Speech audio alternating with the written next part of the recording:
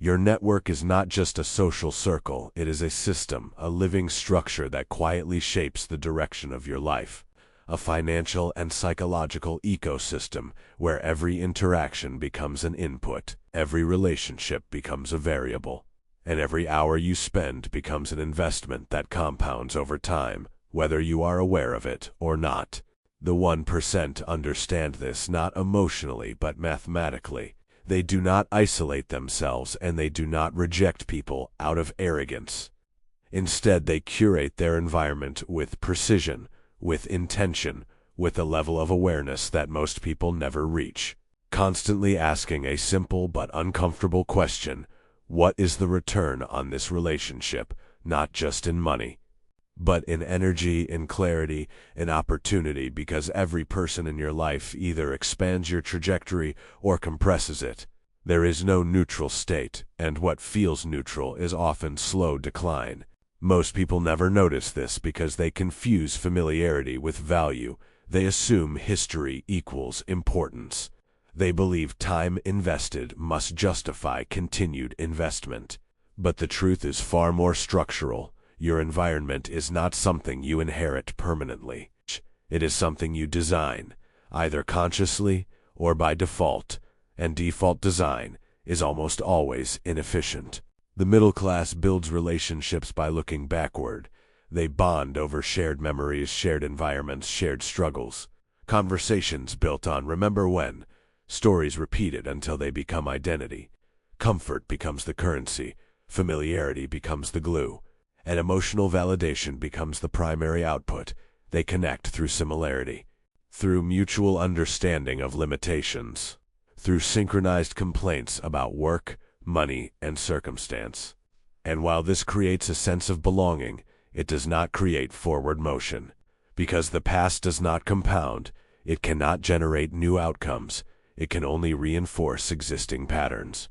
And when relationships are built primarily on the past, they become anchors, not engines. The elite, in contrast, build relationships by looking forward. They are not interested in who you were. They are interested in what you are building, what you are optimizing, what you are capable of executing. Their conversations are directional, structured around systems, leverage, and outcomes. They exchange frameworks instead of just emotions. Ideas are tested, assumptions are challenged, strategies are refined in real time.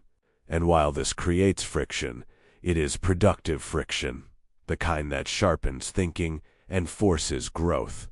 They are not seeking comfort, they are seeking alignment, alignment of vision, alignment of standards, alignment of execution speed.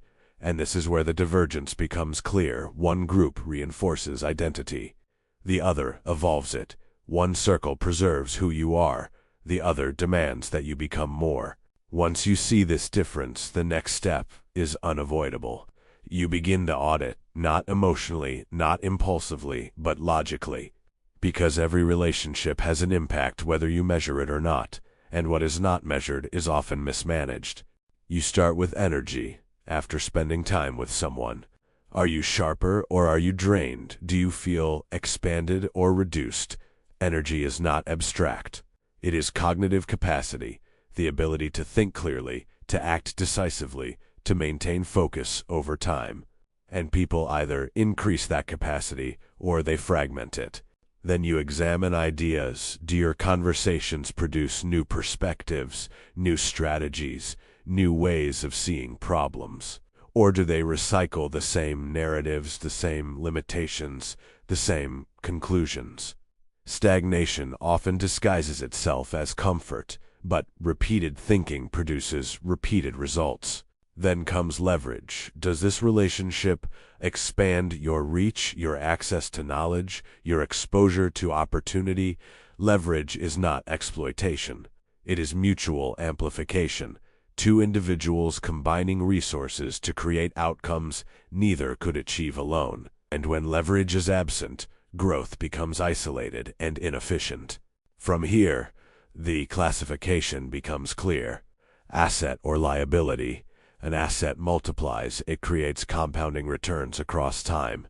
A liability consumes, it drains energy, attention, and potential.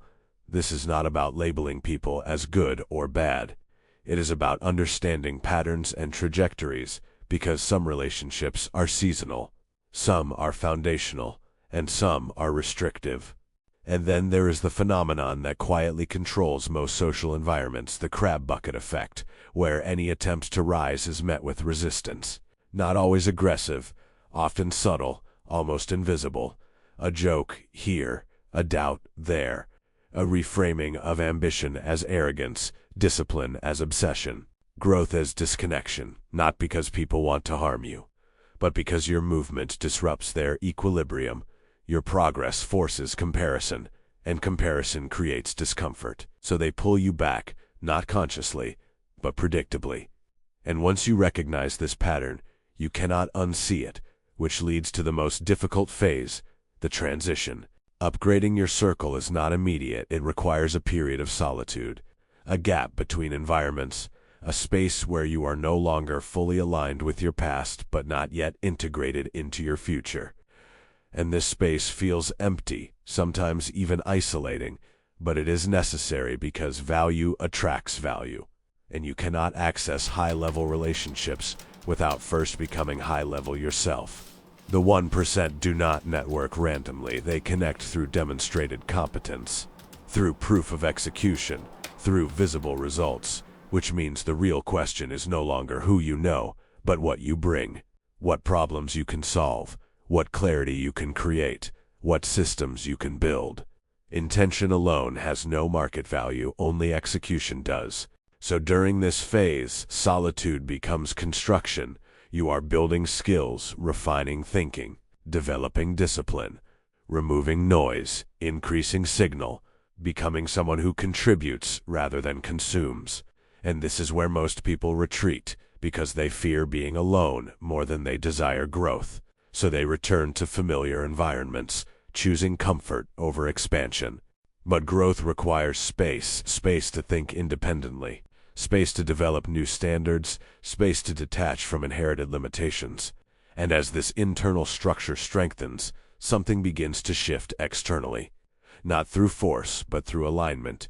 You start to encounter different conversations, different standards, different people, not because you chased them, but because you became compatible with them. At the highest level, relationships transform again. They become precise, intentional, efficient, no longer based on constant interaction, but on trust and alignment. High trust, low maintenance. There is no need for continuous communication, no need for validation loops, because the foundation is already established. Mutual respect, proven competence, shared objectives. Time becomes the most protected resource. Interactions are purposeful. They do not meet to fill space. They meet to create outcomes. Decisions are made. Strategies are refined. Resources are aligned. And then they separate. Each individual executing independently, autonomy combined with alignment. There is no emotional dependency, only strategic reliance, no jealousy, no comparison.